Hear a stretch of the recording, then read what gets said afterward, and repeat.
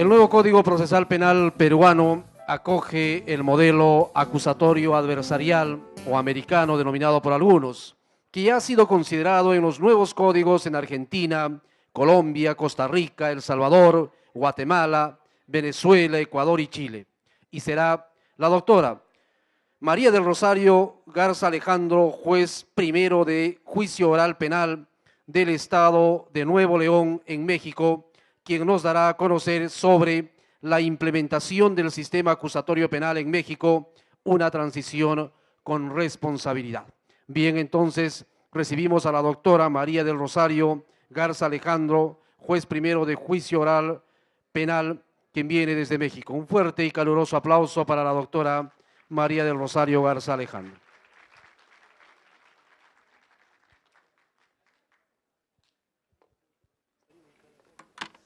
Muchas gracias. Buenos días a todos. En realidad es un honor para mí estar en este congreso, que por el programa que vi es sumamente importante para los intereses de los que estamos involucrados como operadores en la implementación de la reforma penal en México. Saludo a las autoridades, a los presidentes de Tacna y creo que nos están viendo mi presentación. La tecnología y yo como que no nos llevamos muy bien, espero que los compañeros nos auxilien, ahí está. Bien, saludo a los presidentes de las Cortes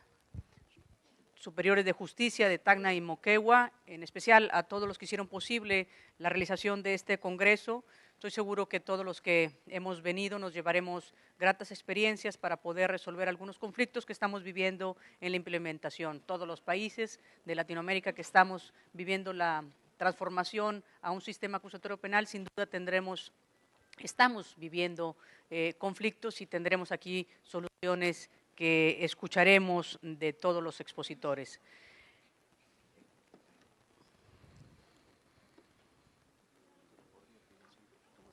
Sí, claro. Bien, voy a hacer una presentación algo generalizada de lo que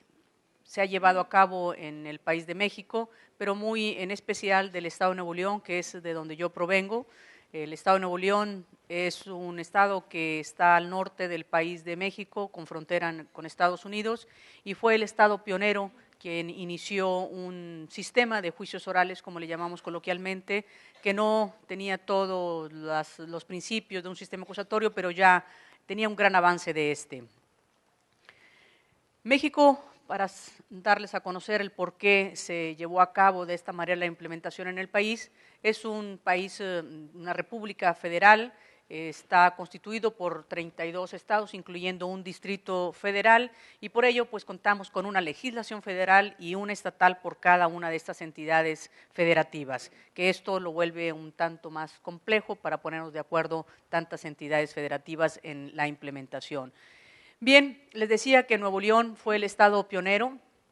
En el 2004 iniciamos con una reforma en donde se adicionó un capítulo al Código Procesal Penal que se denominó precisamente del juicio oral penal y era de un corte acusatorio donde se privilegiaban principios como la inmediación, la publicidad, la contradicción, la continuidad, en fin, principios que caracterizan el sistema acusatorio, pero lo principal que era el principio de presunción de inocencia, aunque estaba contemplado en nuestro Código Penal, pues no se daba respeto a cabalidad porque no teníamos medidas cautelares diversas a la prisión preventiva. Entonces había una distinción exclusivamente de delitos graves o delitos no graves que permitían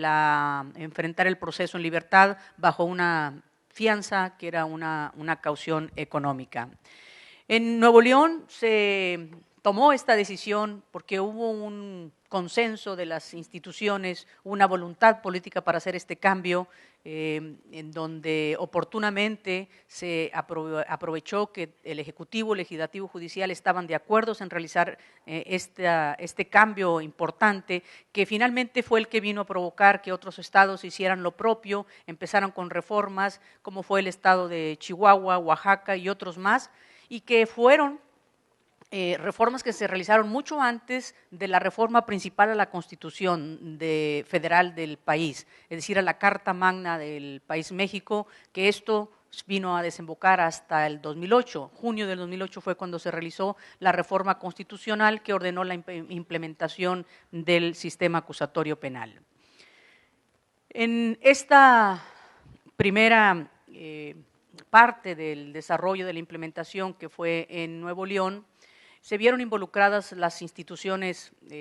obviamente, que conformaba el Poder Judicial, la Procuraduría, la Defensoría Pública, pero también tuvo un gran desempeño la academia. Las universidades tomaron parte de estos consensos que se llevaron a cabo. Hubo convocatorias a nivel estatal para opinar sobre las necesidades de la reforma, y es una reforma integral la que se desarrolla en el Estado de Nuevo León, porque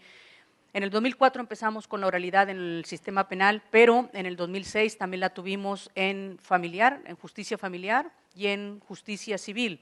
también parcialmente en determinadas acciones. En materia civil se veía todos los temas de arrendamiento, en materia familiar los divorcios voluntarios, aquellas acciones relativas a la convivencia de menores, en fin, ese tipo de acciones pudieron empezarse a desarrollar oralmente, y hoy por hoy pues se cuenta con una infraestructura de salas de audiencia enorme en todo el estado, y ha podido entonces llegar a buen puerto la iniciativa que en el 2012 se hace realidad ya con la implementación del sistema acusatorio completo en todo el estado de Nuevo León, pero con una característica que lo hace único por su tipo, porque Nuevo León tiene una implementación de gradualidad por tipo de delitos y no por territorio, como ha venido desarrollándose en todos los países de Latinoamérica y en todos los estados de México. Los que han tenido ya su reforma, que ahorita veremos algunos señalamientos de cuáles son los qué avances tienen en los estados de México, tienen su implementación por gradualidad, pero por territorio. Como les decía al inicio, no estoy muy familiarizada con la tecnología, así que de pronto me voy por la libre, pero trataré de enfocar con los temas que aquí tengo en esta presentación. Someramente paso a detallar algunas características del Estado de Nuevo León para que comprendamos el por qué se tomó la decisión de la gradualidad por delitos y no por territorio. Bueno, aquí es para presumir, pero no, lo importante es que Nuevo León tiene un número de habitantes de 4.653.000, que su 84.4% están concentrados en la zona metropolitana. Monterrey, que es la capital del estado de Nuevo León, y 9 municipios más representan esta zona metropolitana, y de esta manera, al ver que toda la concentración principal estaba en esta zona metropolitana, se decidió que fuera por delitos y no por territorio. Si nosotros optábamos por implementar la reforma en un municipio de los más lejanos o fuera de esta zona metropolitana, pues no íbamos a ver con efectividad la curva de aprendizaje, los resultados que quisiéramos ver en pronto tiempo para saber si seguíamos adelantando la implementación de la reforma. Y por eso, desde el 2004, se optó por la gradualidad por tipo de delitos. El Poder Judicial en el Estado de Nuevo León se compone por 11 magistrados, un consejo de la judicatura que lo integran 3 miembros, un representante del Poder Judicial, un representante del Poder Legislativo y el Poder Ejecutivo. Y en segunda instancia se cuenta con 19 salas. Esta es la distribución de los distritos judiciales y todos los jueces que hasta hoy se tienen en el Poder Judicial, que ascienden a 109, si no es que más, porque cada martes que hay pleno del Consejo se nombran nuevos jueces por la necesidad que ahora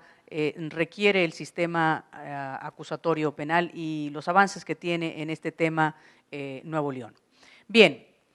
les decía que Nuevo León, siendo el estado pionero que dio inicio con este sistema predominantemente oral, como lo llamamos, o mixto, al ir avanzando sobre esta curva de aprendizaje, nos permitió que los operadores pudiéramos tener el tiempo para una capacitación eficiente, una capacitación muy amplia que iniciamos desde el 2003. Por aquí hay una presentación de línea de tiempo de cómo empezamos a trabajar nosotros en este tema. Desde el 2003 que hubo capacitaciones, hubo la convocatoria, los operadores que éramos del sistema tradicional nos invitaron a estas capacitaciones. Debo decir que yo era renuente a este cambio, quizás por la edad. Decíamos, esto no es para nosotros, quizás para Estados Unidos, pero no para México. Pero bueno, empezamos, nos nombraron jueces sin pedirnos opinión si queríamos o no, y bueno, ahora estamos aquí. Me siento muy orgullosa de poder haber iniciado en ese entonces, desde el 2004, con este cambio que marcó la gran diferencia en el país. Bien, de esta manera, cuando hablamos de que se implementa la reforma de gradualidad por delitos, empezamos con delitos de muy bajo impacto social, y esto permitió a los operadores que fueran avanzando con seguridad, sin el temor de cometer errores y que mandáramos un mensaje de impunidad a la sociedad. Y por ello, atendiendo esta experiencia que vivimos del 2004 con este sistema mixto, en el 2012 se implementa ya el sistema acusatorio, una vez que ya había reformado la Constitución Federal, lo cual fue en el 18 de junio del 2008, cuando a nivel nacional se impone la obligación a los estados de establecer su sistema acusatorio, pero dio la opción en sus artículos transitorios de esta reforma que fuera por gradualidad, eligiendo por territorio, la implementación por territorio o bien por tipo de delitos. Y así, cada entidad federativa ha hecho su propia elección. Repito, la mayoría, bueno, los que llevan ahorita su código reformado lo ha elegido por territorio, pero esto no quiere decir que está bien o está mal, simplemente que atendiendo las características propias de cada entidad federativa, bueno, se acogió de esta manera el tipo en que se iba a hacer la implementación. A nosotros en Nuevo León fuimos muy criticados por haberlo hecho por delitos, pero nosotros, vuelvo a repetir, era la concentración de la población, estaba en la zona metropolitana, era donde estaba la infraestructura más propia, y por eso se eligió que fuera por delitos, y así todo Nuevo León avanzó con la reforma de manera uniforme. Fuimos recorriendo esta experiencia, esta curva de aprendizaje, sin ese temor, porque estamos atendiendo delitos de bajo impacto social. Y así, año con año, tal y como sucedió en la última reforma, se van adelantando delitos de acuerdo a los avances que tenga el sistema de implementación. En Nuevo León, diciembre del 2012, debo decir antes que la reforma en Nuevo León le dio la facultad al Ejecutivo del Estado de que hiciera una revisión cada octubre, el mes de octubre de cada año, para que si veía conveniente se adelantaran delitos acusatorios o bien se retrasaran los que estaban previstos para los siguientes años. Y entonces en el 2012, en octubre, se propone que podíamos avanzar con más delitos y en diciembre se hace la reforma. Y entonces se adoptaron nuevos delitos que a la postre pues ha venido avanzando el sistema acusatorio, atendiendo las bondades que esto nos ha permitido apreciar. Y aquí en esta línea de tiempo que les comentaba, podemos ver las diferentes fechas en que se fueron haciendo los cambios hasta llegar a la reforma principal. Aquí nada más por decirles una explicación muy breve. Cuando hicimos la primera reforma en el 2004, se iniciaron con delitos culposos no graves y año con año se fueron implementando nuevos delitos, pero si ven ustedes, se trata de delitos de muy bajo impacto social, que tuvimos varias fases en esta primera experiencia, antes de llegar a la del 2012 que implementó el sistema acusatorio.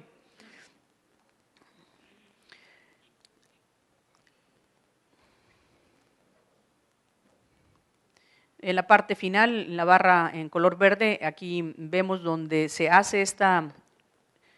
reforma en donde se prevé la implementación de un órgano que diera seguimiento a la implementación de la reforma, un órgano que se denominó CETEC,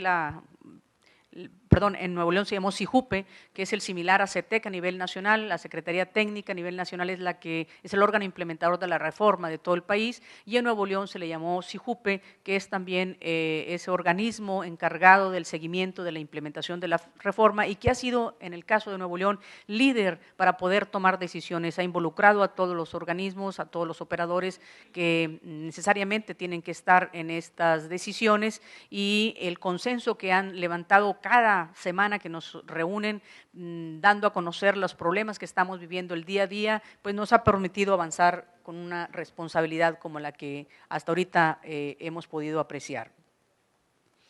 Por ello, en el 2012 se incorporan nuevos delitos y en el 2013, debo hacer antes un paréntesis, desde el 2012 hasta marzo del 2013 tuvimos nosotros que coexistir con 3 tipos de sistema: el sistema tradicional, que todos conocen, un sistema mixto, que era el predominantemente oral, que empezó en el 2004, y el sistema acusatorio, que empezó en enero del 2012. Esto duró hasta marzo, que en marzo ya desaparece el sistema mixto y seguimos todavía coexistiendo con el tradicional y el acusatorio. En el tradicional se llevan ahorita la gran mayoría de los delitos, en el acusatorio todos aquellos que son de bajo impacto social, y año con año se irán adicionando más delitos, como aquí lo podemos ver en esta presentación, hasta la fecha límite, que es en el 2016.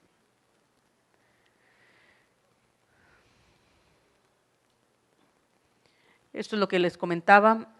que a veces no coincidimos, la tecnología y yo, pero esos son los 3 sistemas, y de acuerdo a esta nueva fase que empezamos en el 2012, empezamos con estos delitos, 103 delitos de bajo impacto social. En 2013 se preveía adicionar 36 delitos, fueron mucho más precisamente por esa reforma que les comentaba, y así consecuentemente cada año iremos adelantando hasta cumplir todos los delitos para el 2016. Bien, como la organización, el órgano implementador de la reforma en Nuevo León, que les comentaba, se denominó SIJUPE, hizo una contratación a una empresa de asesores que son ingenieros y que debo decir que nos solucionaron muchísimos problemas, porque nosotros somos bastante redondos en nuestros pensares procesalmente hablando. Los ingenieros son muy atinados al establecer procesos y mejoras en esos procesos. Nos pudieron proyectar de esta manera 4 líneas de seguimiento, entre ellos los mecanismos de organización, planeación integral, modelo de gestión y el seguimiento de la implementación. Y obviamente, para seguir estos 4 ejes, tendríamos que tener una coordinación interinstitucional, involucrados el Poder Judicial, la Procuraduría, la Defensoría Pública, Seguridad Pública, que en un principio, en el 2004, no la teníamos involucrada, y eso nos ocasionó muchísimos problemas. Se encontraba Seguridad Pública, se encontraba también en las juntas interinstitucionales, convocábamos a la academia, a los colegios de abogados, a las universidades y a derechos humanos, y todos ellos nos iban dando sus opiniones con la experiencia que estábamos viviendo hasta ese entonces. Tuvimos juntas de seguimiento que hacíamos las evaluaciones para poder determinar si podíamos avanzar en la reforma o regresarnos. Estas son las instituciones, incluso teníamos organizaciones no gubernamentales como es RENACE, las que son unos fuertes críticos en el país, no solamente en Nuevo León, en el país son muy duros para hacer la crítica de la reforma, si vamos bien o estamos en lo mismo, nada más le cambiamos de nombre, como nos decían al inicio, cuando empezamos en el 2004. Quiero decirles que en el 2004 nosotros la etapa central, la audiencia de debate, la audiencia de juicio fue la que más cambios tuvo y que es muy similar a la que ahora se tiene en el sistema acusatorio. Y eso para nosotros era un gran avance, a los operadores sobre todo, pues como es natural, pudimos romper la barrera del pánico escénico que todos seguramente hemos pasado para poder enfrentar audiencias públicas que obliga el sistema acusatorio. Pudimos arrancar una etapa de mucha capacitación con instructores de Costa Rica, tuvimos al doctor Daniel González, tuvimos gente de Colombia y sobre todo de Chile que nos llevaron allá a México para fuertes capacitaciones, y bueno, con esa experiencia anterior, previa, que fue la del 2004, pudimos aterrizar y llegar a un buen puerto en el 2012, ya implementando la reforma completa del sistema acusatorio, con la salvedad de que se hizo por delitos, con gradualidad por delitos. Se presentaron ante el Congreso las 3 posibilidades de poder hacer la adopción de esta implementación, y se veían aquí los pros y los contras para poder determinar cuál era la línea a seguir más adecuada. Y finalmente, por lo que les ha estado platicando, se eligió esta gradualidad por delitos porque concentrábamos en la zona metropolitana toda la infraestructura necesaria. Hace un momento que yo les mencionaba que estaba el involucramiento de las universidades. Déjenme decirles que en ese tiempo, del 2004 al 2012, las universidades quisieron involucrarse y establecieron salas de audiencia en sus recintos, en las facultades de Derecho, y establecieron una sala de audiencia con todas las exigencias que les pedía el Poder Judicial, y a la larga el Poder Judicial, el Pleno del Consejo de la Judicatura, los declaró sedes judiciales oficiales, y dada la demanda que se tenía de salas de audiencia, pues también podíamos trasladarnos a estas salas y realizar aquí nuestras audiencias, y cubríamos dos objetivos: atender la demanda que los operadores necesitaban de sala de audiencia, y por otra parte llevarles a los alumnos de estas facultades la experiencia de vivir un juicio real en su propia sede, que era la Facultad de Derecho la primera fue la Universidad Autónoma de Nuevo León, en donde tuvimos el privilegio de inaugurar esa sala con un juicio, y así consecuentemente lo hizo el Tecnológico de Monterrey, la Universidad de Monterrey, la Libre de Derecho, todas las universidades, la Regiomontana. Nuevo León tiene muchísimas universidades, es un estado que se destaca por la gran capacidad que tiene estudiantil, muchísimas universidades que hay allá, y entonces, dada esa importancia, también se involucraron en la reforma y estuvieron de la mano con nosotros para implementar salas de audiencia, para diseñar salas de audiencia con las mismas exigencias que se tenía en las salas de audiencia oficiales del Tribunal Superior de Justicia. Bien, dentro de estos análisis para el diagnóstico que estaba desarrollando el organismo implementador, en las reuniones que estaban involucradas todas las instituciones, se analizaba el grado de complejidad de delitos para determinar con cuáles delitos nos íbamos a iniciar y cómo progresivamente se iban a ir adicionando año con año, dependiendo de la complejidad de cada delito. Y así estaba el análisis que se desarrolló, y se pudo determinar, como vemos aquí, cuando arrancamos, se detalló el porcentaje de los delitos que se comprendían en el sistema que llamamos tradicional, donde se cuenta con, en el 2011, que todavía no iniciaba la reforma del acusatorio, con el 82% todavía tenía de los delitos. En el mixto, el que les comento que inició en el 2004, que es predominantemente oral, tenía un 18%, y todavía no teníamos nada en el acusatorio. Ya en el 2012, si vemos ahí, baja el sistema mixto a un 5%, y en el acusatorio iniciamos con el 23% de los delitos. Y así, sucesivamente, año con año, vemos cómo va desapareciendo el sistema mixto, con la particularidad, que no encuentro el que señala aquí, por aquí, de que en el 2013 este sistema mixto, que iba a continuar con el 4%, ya desaparece y baja al sistema acusatorio. Ahora es atendido por el sistema acusatorio. Y esto fue gracias a que las instituciones involucradas pudieron hacer el esfuerzo, porque principalmente la Procuraduría, que veía mucha complejidad en la integración de ciertos tipos de delitos, por las exigencias que el sistema acusatorio tenía para poder cumplir los tiempos que éste exigía. Bien, aquí el señalamiento de que en el marzo de 2013 desaparece el sistema mixto y ya nos quedamos con 0 casos que se manejan ahí. Esta planeación integral que se llevó a cabo en Nuevo León, les comento, fue integral porque se incluyeron no solamente el sistema de justicia penal. En el 2006, junto con la reforma que se hizo para implementar la oralidad en lo civil y familiar, se abrió el centro de mediación, y tenemos un gran desarrollo, todo un edificio del centro de mediación, donde se le ha dado mucho énfasis a atender salidas por este tipo de mediación y conciliación, para que no tengan que llegar a juicio. Hay una gran labor. La presidenta actual, la magistrada Graciela Buchanan Ortega, ella ha sido muy insistente en que se lleven a cabo procesos de mediación antes de seguir en un procedimiento judicial. Y bueno, así es como se desarrolla en Nuevo León un sistema de justicia integral en su reforma para tener un mejor sistema. Les decía, de acuerdo al diagnóstico que ya vimos, pues se pudo conocer la situación actual que se tenía por parte de cada institución, la situación que era la deseada por cada una de estas instituciones y bueno, estos eran los involucrados principales, se analizó su estructura, los procesos que teníamos de capacitación, la infraestructura. Repito, ya teníamos un gran avance, teníamos muchas salas de audiencia porque no solamente en lo penal lo conocían, también en lo civil y en lo familiar, con buen equipo, sobre todo en tecnologías de información, hay un gran avance. Nuevo León se ha destacado por tener, ha sido punta de lanza en las adecuaciones en materia de temas informáticos, de la tecnología de información, que no es muy familiar para mí, pero el Tribunal Superior de Justicia ha tenido grandes avances, incluso tiene notificaciones vía electrónica, notificaciones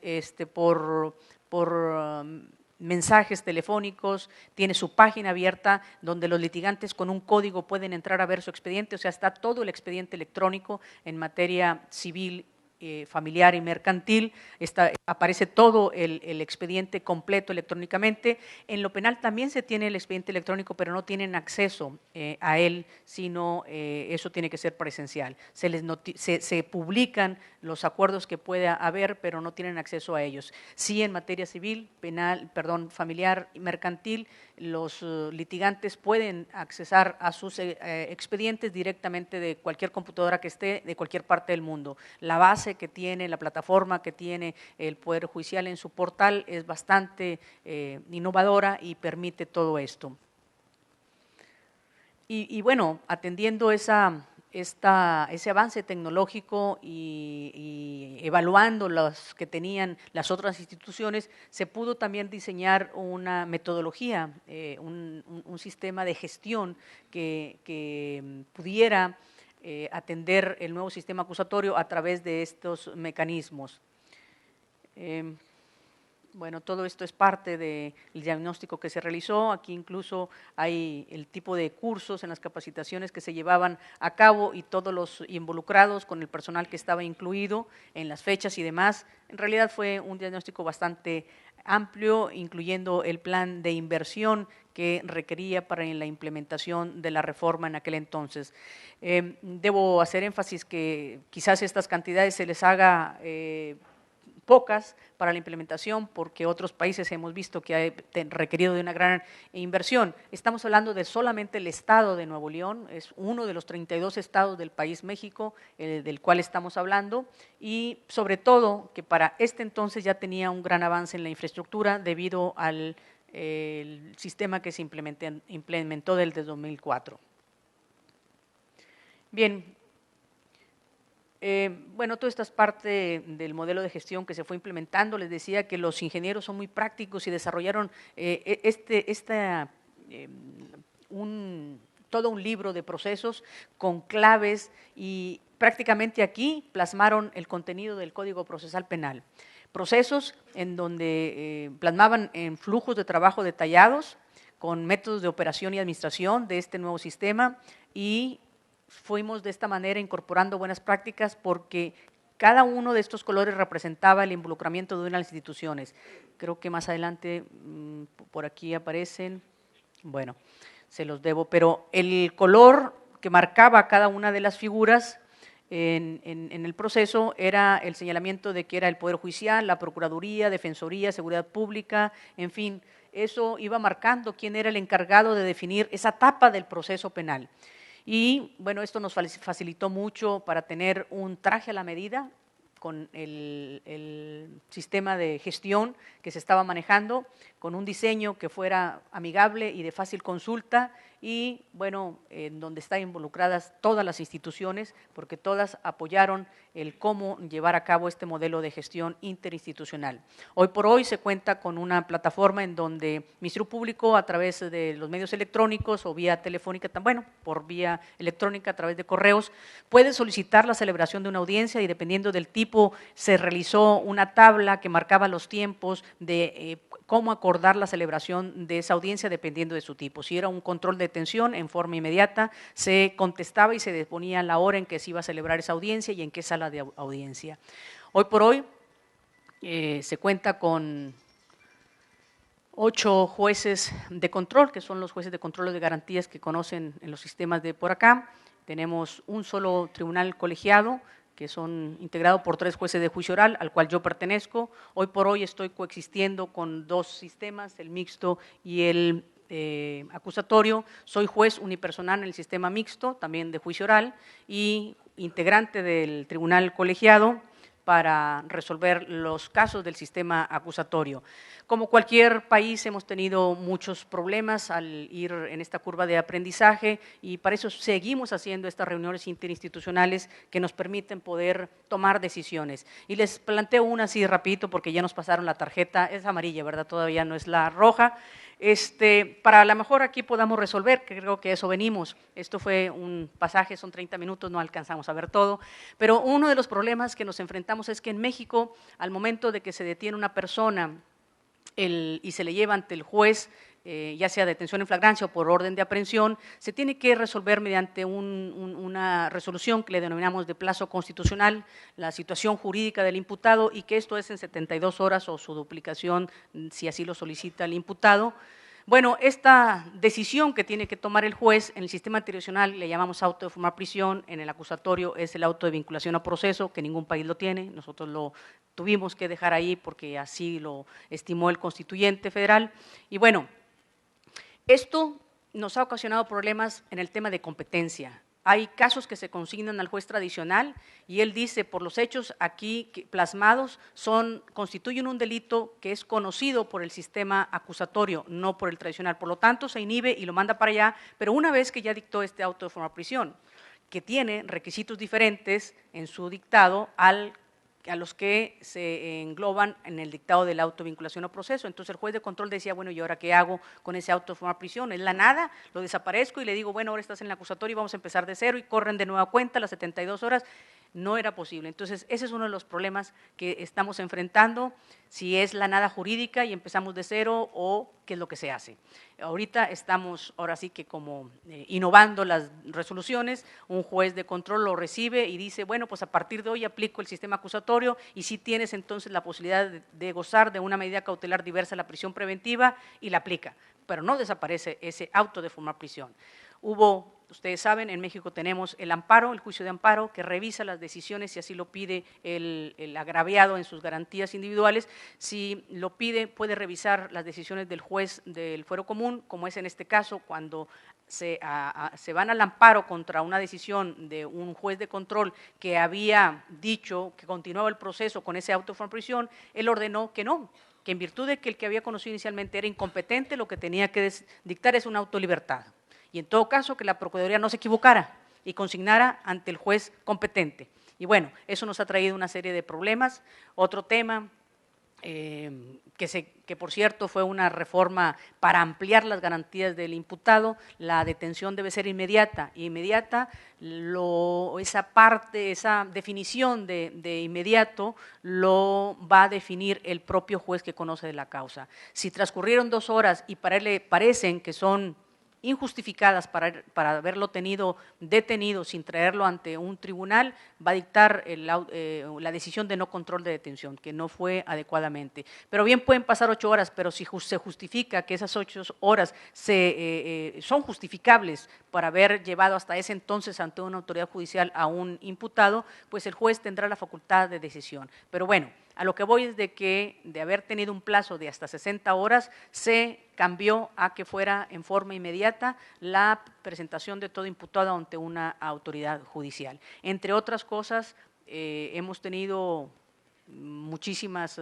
complicaciones. Hoy por hoy tenemos también la extracción de fluidos en el imputado, o sea, cuando se tiene al imputado como objeto de prueba, cuál es la forma menos invasiva en donde podamos obtener de él muestras de sangre, de orina o de saliva para poder determinar ciertas pruebas. Y en un inicio los jueces de garantías o de control eran muy exigentes y querían la prueba científica, que era la muestra de sangre, para llevar a cabo si había alcoholemia, sobre todo en los delitos que se cometían con motivo de hechos de tránsito. Como ellos, que yo espero podamos despertar aquí las inquietudes y que otros expositores que hoy nos están escuchando nos puedan responder a estos cuestionamientos que yo aquí dejo planteado. Por su atención, muchísimas gracias, yo quedo a su disposición. Teníamos unas estadísticas que ya el tiempo creo que no nos alcanza, pero Puedo decirles que el sistema en Nuevo León está avanzando con gran responsabilidad, ha ido creciendo enormemente. Empezamos con 5 jueces de control, hoy tenemos 8, se han distribuido en los diferentes distritos judiciales y así también las salas de audiencia han tenido que irse incrementando. Otros estados, por hablar en la parte general de México, han decidido hacerlo por territorio y bueno, es una diferencia que totalmente palpable en la forma en que se va implementando. Empiezan con un distrito quizás de menos incidencia delictiva y luego van abarcando otros distritos judiciales hasta tener completa su implementación. Y bien, este es el panorama muy general. Lamento no poder decirles más porque hay mucho que presumir, pero yo espero las opiniones de ustedes. Muchísimas gracias.